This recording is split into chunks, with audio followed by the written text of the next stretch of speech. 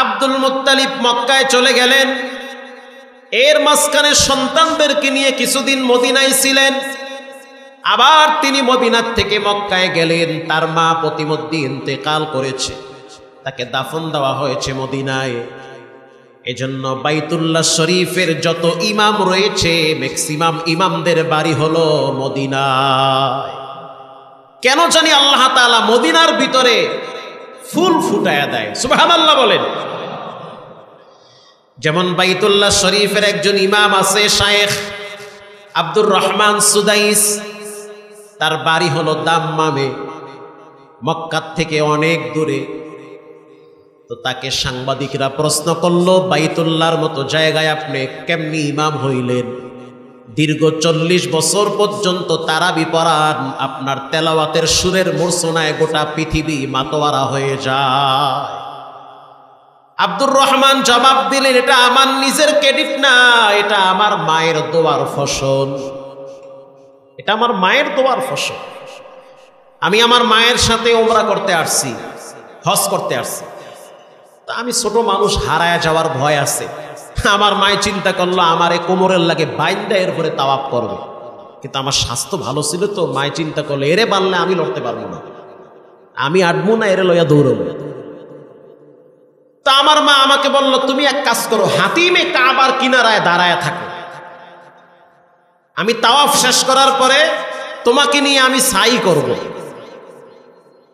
তা আব্দুর রহমান সুদাইস বলেন যে আমি হাতিমে কাবার কিনারায় দাঁড়ায় আছি, কিছুক্ষণ পর দেখি আমার মতো সমবয়সী অনেক বাচ্চারা দৌড়াদৌড়ি করতেছে। তা আমি তো ছোট মানুষ, খেলার নেশা আমার ভিতরে আইসে গেছে, আমিও ওদের পিছে পিছে দৌড়াদৌড়ি শুরু করছি। তো লক্ষ লক্ষ মানুষ, আমার মা আমাকে হারায় ফেলাইছে, আমি আমার মাকে খুঁজে পাচ্ছি না। তো আমার মা তিনি হাতিমে কাবার কিনারায় দাঁড়ায় থাইকা বাইতুল্লাহর দিকে তাকায়া বলতেছে, ও কাবার মালিক আল্লাহ, আজকে আমি আমার সন্তানকে খুঁজে পাইতেছি না, তার চেয়ে একটা কাজ করো, তুমি আমার সন্তানটারে তোমার ঘরের ইমাম বানায় নাও। সুবহানাল্লাহ, ইমাম বানাইলে তো আর খুঁজতে অসুবিধা নাই। আচ্ছা বলেন, মুসল্লি হারাইতে পারে, ইমাম কি হারায়? কথা কর না কেন? মুসল্লি হারায় যায়, কিন্তু ইমাম তো হারায় না, সে তার জায়গা মতো চলে আসবে। তো আব্দুর রহমান সুদাইসি এটাই বললো যে আমার মা দোয়া করছে, ওই দোয়ার বরকতে আল্লাহ তাআলা আমাকে এখন বাইতুল্লাহর মোতোয়াল্লি বানাইছে, আবার মসজিদে নববীরও মোতোয়াল্লি বানায় দিছে। তো আব্দুল মুত্তালিবের মায়ের দোয়া আব্দুল মুত্তালিবের জন্য কাজে লাগছে। তো এরকম ধারাবাহিকভাবে মায়ের দোয়া সন্তানের জন্য এটা কল্যাণকর, এটা প্রত্যেক যুগেই কাজে লাগে। এবার আব্দুল মুত্তালিব যখন চলে গেল মক্কায়, যাওয়ার পরে শুনতে পাইল মক্কার ভিতরে কোথাও পানি নাই, পানি পাওয়া বড় দুষ্কর হয়ে গেল। কেউ পানি আনার জন্য চলে যায় পাহাড়ে, ওখান থেকে পাথর বেয়ে বেয়ে যেই পানি বের হয় ওগুলা দিয়া কোনো মতে পিপাসা নিবারণ হয়। এবার আব্দুল মুত্তালিব বাইতুল্লাহর পাশে একদিন ঘুমায় গেল, স্বপ্নে দেখতেছে বাইতুল্লাহর দক্ষিণ পাশে জমজম কূপের পানি আছে, তালাশ করো তুমি পেয়ে যাবে।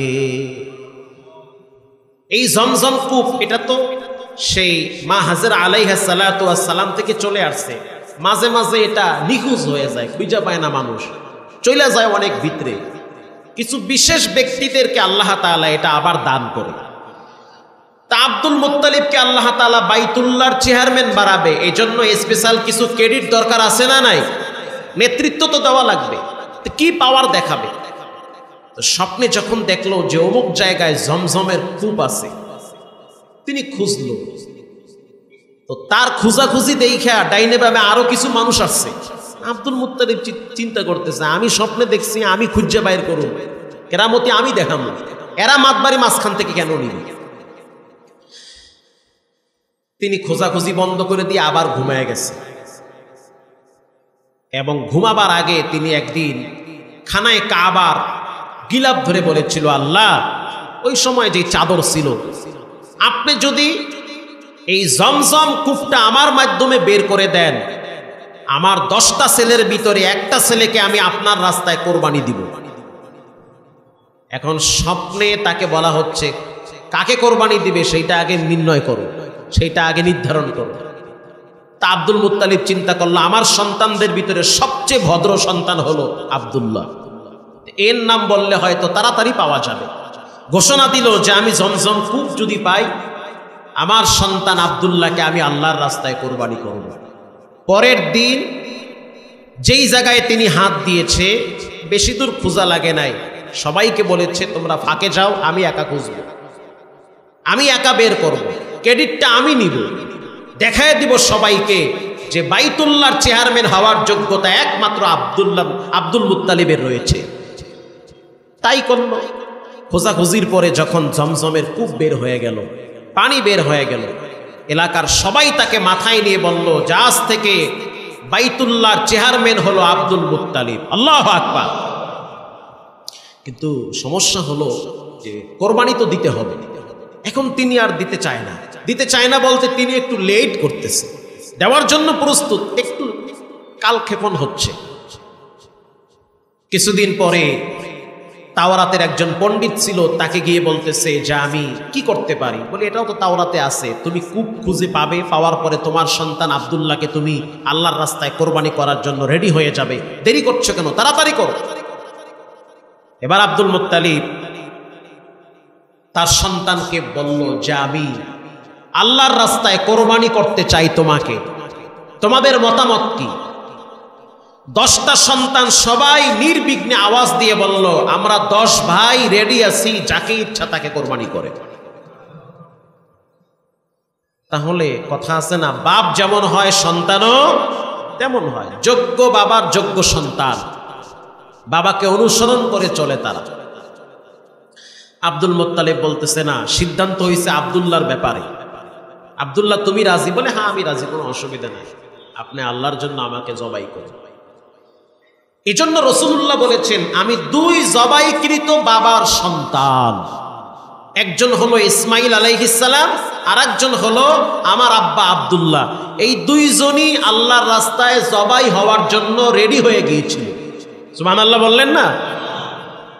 একজন গ্রাম্য সাহাবী এসে বলল, বুড়া মানুষ, শেষ বয়সে কালেমা পড়ছে, আয়েশা বল তো আও বাও বোঝে না, মানে নিয়ম কানুন বোঝে না। কিছু মানুষ আছে কথার ভিতরে রস কস নাই কিন্তু দিলটা ভালো আছে না নাই?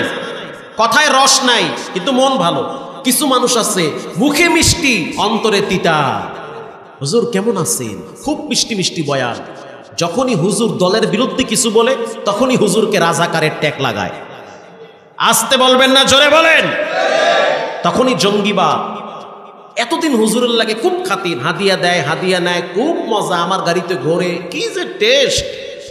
যখনই হুজুর কোরআন হাতে নিয়ে বয়ান করলো নীতি নৈতিকতার পক্ষে, দেশের পক্ষে, সার্বভৌমত্বের পক্ষে, তখন এই স্বৈরাচারের 5 গোলামগুলা আলেমদের বিরুদ্ধে ঝাঁপিয়ে পড়ে। তখন আর ভালো লাগে না। তার মানে এতদিন ভালোবাসছে কিসের জন্য? মানে হাব্বালিল্লাহ, আল্লাহর জন্য নয়, তার নিজের স্বার্থ হাসিলের জন্য।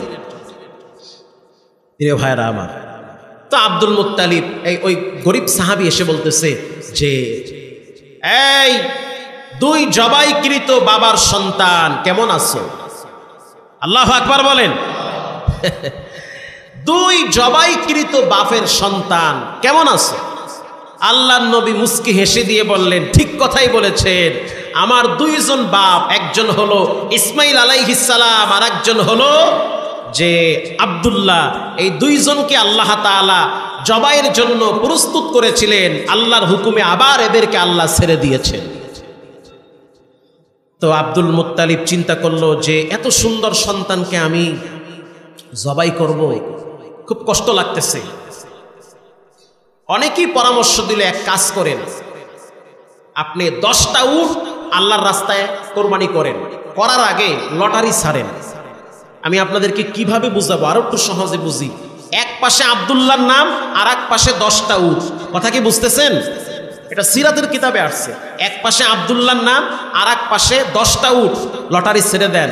যদি আব্দুল্লাহর নাম উঠে তো বুঝবেন কি বলে উটে কাজ হবে না, আর যদি উট নাম উঠে তাহলে উট কোরবানি দিয়ে দেবেন, আব্দুল্লাহ বাইচে গেছে। এবার আব্দুল মুত্তালিব 10টা উট ছেড়ে দিয়েছে। আল্লাহ বুঝাইতে চায় আব্দুল মুত্তালিব আমার নবীর বাপের 10টা উট দিয়া লামসাম দিয়া বিদায় দেবা হবে না, উট আরো বাড়াইতে হবে। এবার আব্দুল মুত্তালিব 20টা লাগাইছে, কয় না হবে না, আরো বাড়াও। 100 উট দিয়ে যখন লটারি ছেড়েছে তখন উটের নাম উঠে গিয়েছে, আল্লাহ আব্দুল্লাহকে মুক্ত করে দিয়েছে। তাহলে নবীর মর্যাদা আছে না নাই? নবীর মর্যাদা এভাবে আল্লাহ তাআলা ধাপে ধাপে বাড়িয়েছেন। প্রিয় ভাইরা আমার, আব্দুল্লাহর বিবাহের বয়স হয়েছে। রাস্তা দিয়ে যখন আব্দুল্লাহ হাঁটে অসংখ্য মেয়েরা কামনা করত যদি আব্দুল্লাহ আমার স্বামী হইত তো জীবন ধন্য হয়ে যেত। ঘটনাক্রমে একদিন এক ইহুদি মহিলার নাম ছিল ইয়ালা। আর রাহিকুল মাখতুমে আসছে ফাতেমা ইবনে কাসির, ওখানে তিনি লিখেছেন নাম হলো ইয়ালা। তিনি একজন ইহুদি মহিলা, দেখতে অনেক সুন্দর, তাওরাত কিতাব পড়তে পারে, জাবুর কিতাব পড়তে পারে, বিশেষ গুণ তার ভিতরে ছিল। যখন তিনি কিতাব খুলে দেখলো আব্দুল্লাহর চেহারার দিকে তাকায় দেখতেছে আব্দুল্লাহর কপালের ভিতরে নূরে মুহাম্মদ জলজল করে জ্বলতেছে। এবার প্রস্তাব দিল, আব্দুল্লাহ তুমি চাইলে আমাকে নির্জনে একটি জায়গায় নিয়ে ব্যবহার করতে পারো, আমি তোমার সাথে মিলিত হতে চাই। আব্দুল্লাহ বলতে আছে এরকম হারাম কাজে লিপ্ত হওয়ার চেয়ে মরে যাওয়া অনেক ভালো। আল্লাহু আকবার। তোমার সাথে বিবাহ বহির্ভূত এই কাজে লিপ্ত হওয়ার চেয়ে মরে যাওয়াটা অনেক ভালো, কেন আমি জিনা ব্যভিচারে লিপ্ত হব? এবার আব্দুল্লাহ তিনি যখন বিবাহ করলেন 3 দিন শ্বশুর বাড়িতে তিনি সেখানে বেরিয়েছে। 3 দিন পরে আবার যখন ওই রাস্তা দিয়ে যাচ্ছে জুমহার গোত্রের আমেনাকে বিবাহ করেছে। টোটাল মদিনার ভিতরে সবচেয়ে সুন্দরী, সুশ্রী, জ্ঞানে গুণী, সব দিক থেকে ভরপুর ছিল আমেনার ভিতরে। কারণ তার গর্ভে আসবে রাহমাতুল লিল আলামিন মুহাম্মাদুর রাসূলুল্লাহ সাল্লাল্লাহু আলাইহি ওয়াসাল্লাম। এজন্য আল্লাহ তাআলা তাকে পবিত্র রেখেছেন, বিন্দু পরিমাণ কোনো অপবিত্রতার ছাপ তার ভিতরে ছিল না। আসার পথে ওই ইহুদি মহিলার সাথে আবার দেখা। এবার আব্দুল মুত্তালিব বলে তুমি তো আগে দাওয়াত দিছিলে, এবার কি সেই দাওয়াত দিবা? মহিলা এবার কপালের দিকে তাকায় দেখতে আছে সেই নূর আর নাই। এবার সে বলতে আছে আব্দুল্লাহ তুমি মনে করেছো আমি বুঝি কোনো খারাপ মহিলা, কোনোটা মহিলা, কিন্তু আমি কোনো খারাপ মহিলা না। আমি তাওরাত কিতাব খুলে দেখছি আব্দুল্লাহর কপালে যেই নূরের চিহ্ন আছে ওটা কোনো না কোনো নারীর পেটে যাবে। তা আমি চেয়েছিলাম ওটা যদি আমার গর্ভে আসতো তো আমার পেট থেকে শ্রেষ্ঠ নবী দুনিয়াতে আসতো, কিন্তু ওটা যখন তুমি আমিনার গর্ভে দিয়ে দিয়েছ এখন আর তোমার সাথে আবার কোনো সম্পর্ক নাই। আল্লাহু আকবার। ওটা তো আমিনার গর্ভে চলে গিয়েছে। আমিনা বলে যে আশ্চর্য বিষয় হলো মুহাম্মদ যখন আমার পেটে আসলো খুব বেশি একটা অনুভব করি নাই, তবে আমি বুঝতেছি আমার শরীর থেকে সুগন্ধি শুধু ছড়াচ্ছে। আমি আশ্চর্য হয়ে যাই। আল বিদায়া ওয়ান নিহায়াতে আসছে, রাস্তা দিয়ে যখন আমি হাঁটি আমি দেখতে পাই 2 পাশের গাছগুলা ভেঙ্গে মনে হয় আমার কদমে সেজদায় নত হয়। মজার বিষয়, আমি একদিন পানি আনার জন্য গিয়েছি, গিয়ে দেখলাম পানি অনেক নিচে, কূপের পানি অনেক নিচে। পানি উঠাইতে গেলে লম্বা দড়ি লাগে, বালতি লাগানো লাগে। কূপের চতুর্দিকে মেয়েরা দাঁড়িয়ে আছে, পানি উঠাইতে পারে না। আমেনা বলে আমি কূপের কিনারায় গিয়ে শুধু হাত বাড়াইছি, পানি একেবারেই মুখের কিনারায় চলে আসছে। আমেনা বলে আশ্চর্য বিষয়, শুধু তাই না, প্রচন্ড রোদের তাপ, প্রখর রোদে জমিন চৌচির হয়ে যায়। আমি যখন সেই উত্তপ্ত গরম বালুর উপরে হাঁটি কোথার থেকে যেন মেঘের খণ্ড এসে আমাকে ছায়া দেয়। আমেনা বলে পৃথিবীর মানুষ শুনে নাও, যেই দিন মুহাম্মদ দুনিয়াতে এসেছিল সুবহ সাদেকের টাইমে আমি তাকায় দেখলাম দুনিয়াতে আসার পরে তিনি সেজদা অবস্থায় ছিল। শুধু তাই না, সেজদায় যাওয়ার পরে যখন তিনি শাহাদাত আঙ্গুল উঁচা করেছে, ওখান থেকে নূরের বাতি ছড়িয়ে পড়েছে। ওই বাতি এতটা দূর পর্যন্ত গিয়েছে, আমি চোখ দিয়ে দেখলাম কিসরার সেই লাল বিল্ডিং আমার চোখে দৃশ্যমান হয়েছে। এটা আমার চোখ দিয়ে দেখেছি। শুধু তাই না, আমেনা বলে যে মুহাম্মদ দুনিয়াতে আসার পরে আমি দেখলাম তিনি খতনা করা অবস্থায় এসেছে। আমাদের আব্বা ইব্রাহিম নবী 90 বছর বয়সে তিনি খতনা করছে। খতনা বুঝেন তো না? এটাও বুঝি না। মুসলমানি করা, আর একটু বাংলায় কইলে তো শরম লাগবে শুনতে। যাক ধরেন কাইটা ফেলায় আর কি, সামনে চামড়া ধইরা, তো মুসলমানি করানো আল্লাহ তাআলা ইব্রাহিম নবীর অর্ডার করছে বুড়া বয়সে, 90 বছর বয়স। তখন আল্লাহ কয় কাইটা ফেলাও, কেটে ফেলো, মুসলমানি করো। ইব্রাহিম আলাইহিস সালাম তিনি কোনো কিন্তু কয় নাই। তিনি কয় নাই যে আমি বুড়া বয়সে কেমনে কি করব। তিনি ক্বালা আসলামতু লিরাব্বিল আলামিন, তিনি আত্মসমর্পণ করেছেন কার উপরে? আল্লাহর কাছে। তিনি নিজের হাতে খতনা করেছে। আর মুহাম্মদ সাল্লাল্লাহু আলাইহি ওয়াসাল্লাম তিনি আল্লাহর পক্ষ থেকে খতনাকৃত অবস্থায় দুনিয়াতে আসছে।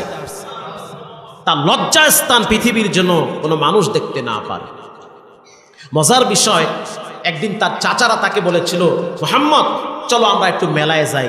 আর ওই মেলায় গেলে ল্যাংটা হয়ে যাওয়া লাগে, কাপড় টাপড় খুইলা মেলায় যাওয়া লাগে। আর এক বর্ণনায় আসছে, মুহাম্মদ চলো আমরা একটু বাইতুল্লাহ গিয়া তওয়াফ করি। তো বাইতুল্লাহ তওয়াফ করবেন, সবগুলোর তো দেখি লঙ্গি ছাড়া, একটারও তো পরনে কিচ্ছু নাই। তো উত্তরে একজনে আস ইবনে আসলাম বলে যে আরে বাইতুল্লাহ পবিত্র আল্লাহর ঘর, মায়ের পেট থেকে আসছি উলঙ্গ, এই বাইতুল্লাহ কোনো কাপড় টাপড় নিয়ে তাওয়াফ করা যাবে না, কাপড় খুইল্লা লাব্বাইকের আওয়াজ দেয়। আউযুবিল্লাহ না নাউযুবিল্লাহ। তো এত রকম পরামর্শ দিচ্ছে আল্লাহর রাসূলকে, তুমিও চলো।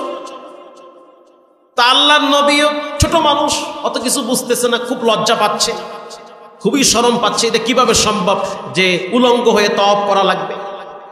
তো ইন্ডিমিন টাইমে একটু প্রস্তুতি নিয়েছে, যাক চাচায় খুলছে, দাদায় খুলছে, বাহি আছে কেদা, চাচায়ও খুলছে, দাদায়ও খুলছে লঙ্গি, ডাইনে বামে চায়া দেখে সব উলঙ্গ। হযরত জিবরাইল আলাইহিস সালাতু ওয়াস সালাম বাইতুল্লাহর কোণার থেকে চোখ বড় করছে নবীর দিকে। বড় করার সাথে সাথে আল্লাহর নবী ভয়েতে বেহুশ হয়ে গেছে।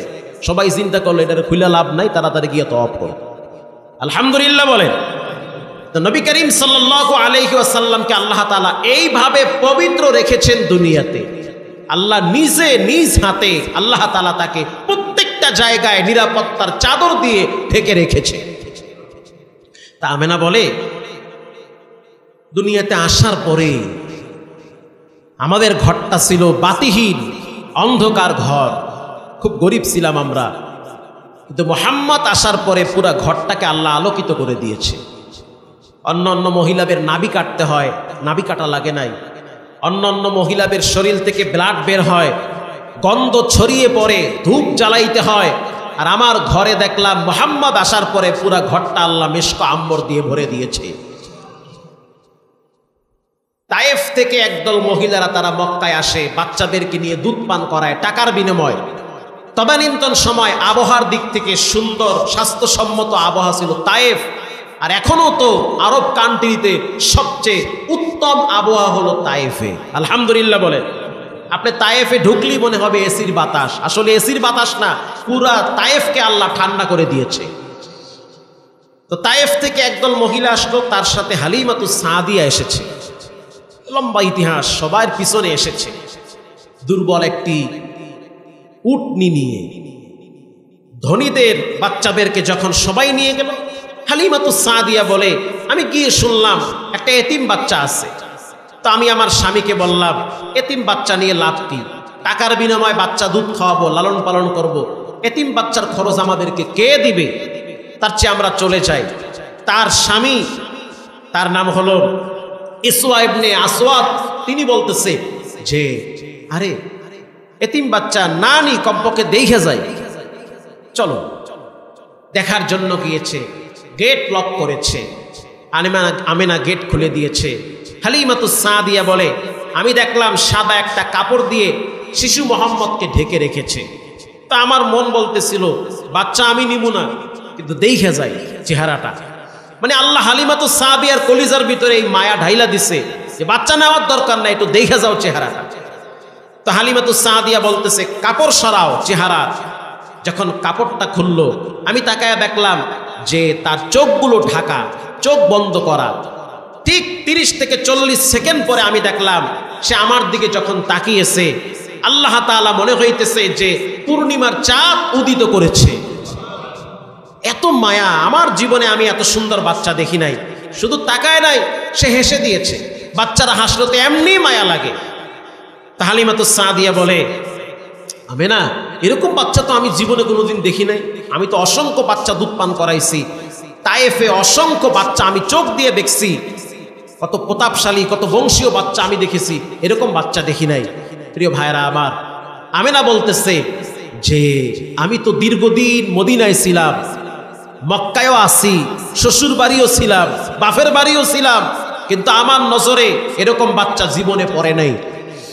আব্দুল মুত্তালিব বলে, রাখো আমিনার কথা, আমি তো শামে গিয়েছি, দামেস্কে গিয়েছি, আমি তো বিভিন্ন রাষ্ট্রে ব্যবসার জন্য সফর করেছি। আল্লাহর জাত ও সিফতের কসম, আমার এই চোখ দিয়ে এত সুন্দর বাচ্চা কোনোদিন অবলোকন করিনি। ইন দি মিন টাইমে জিবরাইল বলতে আছে, আরে আব্দুল মুত্তালিব, আপনি তো দামেস্কে গিয়েছেন, আপনি তো বসরায় গিয়েছেন, ইয়ামেনে গিয়েছেন, আর আমি জিবরাইল মাশরিক থেকে মাগরিবে যাই, সপ্তম আকাশ আসমান পর্যন্ত আমার পাওয়ার, এইদিকে আমি সফর করি, আজ পর্যন্ত এমন বাচ্চা আমি আমার চোখ দিয়ে দেখিনি। আল্লাহ তাআলা বলেন, জিবরাইল তুমিও জানায়া দাও, আমি এরকম বাচ্চা কোনোদিন সৃষ্টিও করিনি। তাফসীর ইবনে আজিজে আসছে আল্লাহ তাআলা 100 আল্লাহ তাআলা সৌন্দর্যকে ভাগ করেছে। ভাগ করার পরে এক ভাগ, এটাকে 2টা ভাগ করেছে, 99 ভাগ আলাদা করেছে, এক ভাগকে 2টা ভাগ করেছে। 2 ভাগের 1 ভাগ দিয়ে গোটা পৃথিবী সৃষ্টি করেছে, সৌন্দর্যের রূপ লাবণ্যের সমস্ত উপকরণ দিয়েছে। আর অর্ধেক সৌন্দর্য ইউসুফ নবীকে আল্লাহ দিয়েছে, ওই 1 ভাগের অর্ধেক ইউসুফ নবীকে দিয়েছে। আর আল্লাহ তাআলা 99 ভাগ সৌন্দর্য মুহাম্মদ মুস্তাফাকে আল্লাহ দান করেছে। এজন্য আল্লাহ তাআলা তার রাসূলকে এত সুন্দর করে সৃষ্টি করেছে। মক্কার বেঈমানেরা বলতো যে মুহাম্মদকে একটু দেখে আসি, দেখতে গিয়েই তার প্রেমে পড়ে যায়। আল্লাহ তাআলা এমন একজন নবী আমাদেরকে উম্মত হওয়ার সৌভাগ্য দান করেছেন, আমরা খুশি না বেজার? আল্লাহ আমাদেরকে তার সুপারিশ, তার শাফাআত নসিবে দান করুক, বলেন আমিন। মসজিদের ভিতরে টাইলস লাগানো হবে, আলহামদুলিল্লাহ বলেন। খুব দ্রুত কাজে হাত দেওয়া হবে। মসজিদ আল্লাহর ঘর, বলেন কার ঘর? আল্লাহর ঘর। এখানে হাজার হাজার মানুষ নামাজ পড়বে। এরপরে দোতলায় এসি লাগানো হবে। এতে আপনারা খুশি না বেজার? আলহামদুলিল্লাহ। যদি খুশি হয়ে থাকেন তো পড়ি আলহামদুলিল্লাহ, আলহামদুলিল্লাহ। নিজের ঘরের জন্য টাইলস লাগাইলেন, এসি লাগাইলেন, আল্লাহর ঘরের জন্য কৃপণতা করবেন না, মুক্ত হস্তে দামের হাতকে প্রসারিত করবেন ইনশাআল্লাহ, বলেন।